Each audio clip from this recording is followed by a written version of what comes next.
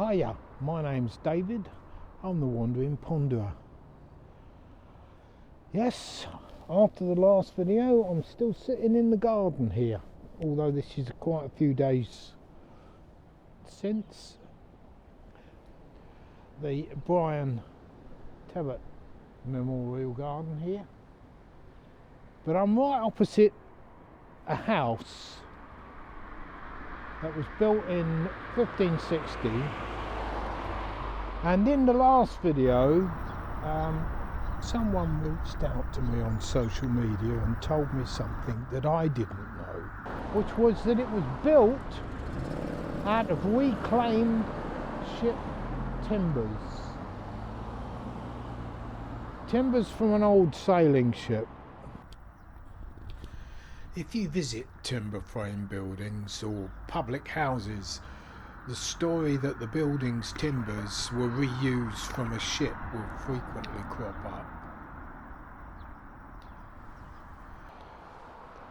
Sometimes the tale of building from timbers reclaimed from ships involved in the attempted invasion of England in 1588 by the Spanish Armada. But this house was built in 1560, so that can't be the case. When communicating the basis for believing that timbers from ships have been reused in buildings, certain features will often be pointed out. Empty mortises, sockets which once housed the pegged tenon joints of other timbers are frequently cited as evidence that the timber was reclaimed from a ship. Unfortunately, these statements are based on false premise.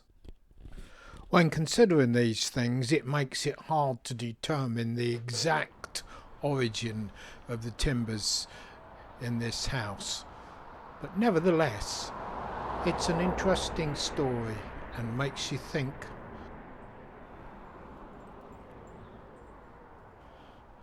And that adds another level of history to a house, knowing that your house has been built by materials, or built with materials that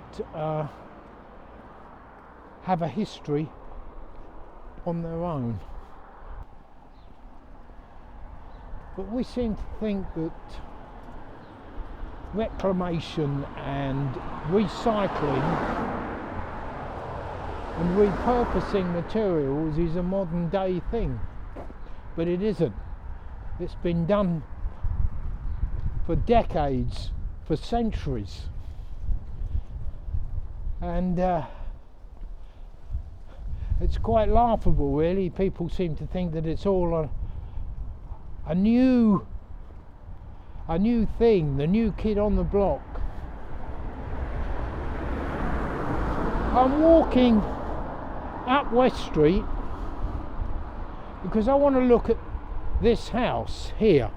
This is Paycock's house. And on the theme of recycling and repurposing and reclamation, this house has quite a history.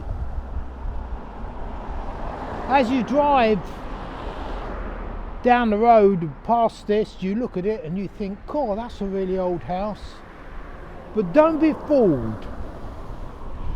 Parts of the facade on this are more modern than what you would think, because the house looked vastly different in 1890.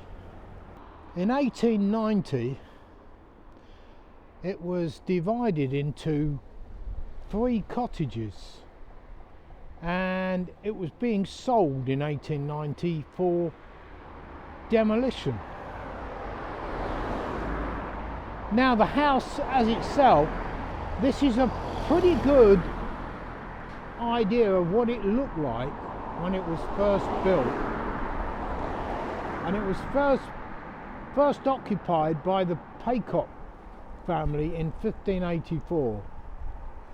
No telling what they added to it or what they took away from it, or even whether it was what form it took when they took it over. But the Paycock family had this from 1584 to 1746.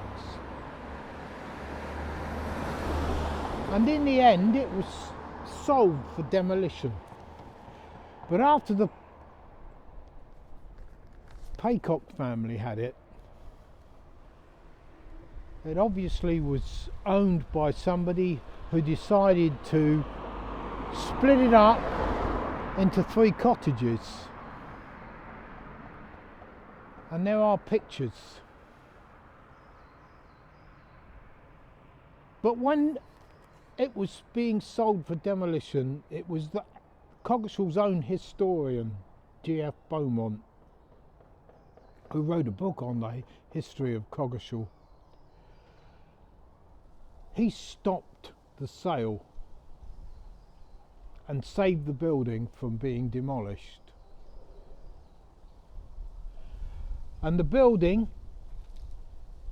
was later bought in 1904 by Lord Buxton, who had connections with the Paycock family by marriage and wanted to restore it back to its original state. So what you see here is his restoration.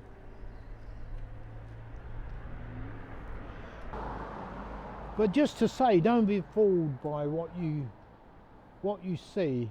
What you see here is a pretty good restoration work, a historical restoration. The restoration itself is part of the history of the building.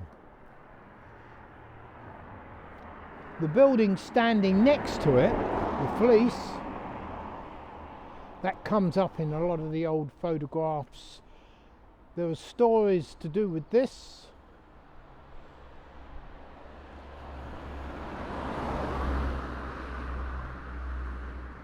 And they're for another day.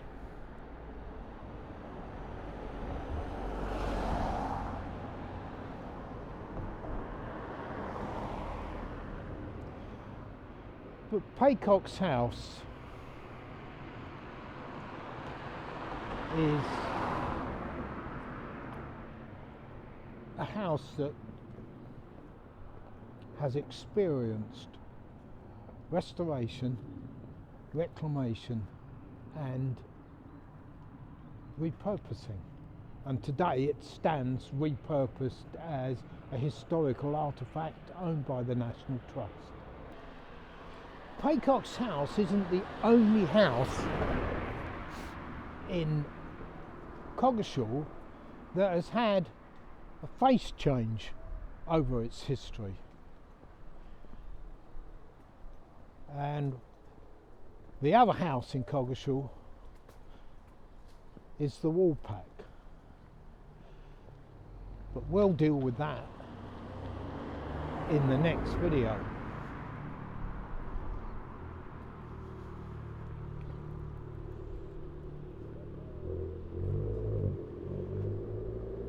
So thank you for watching. I'm going to sign off here. I think I'll put it up there if you don't mind doing that for me. And I'll see you in the next video. Stay safe.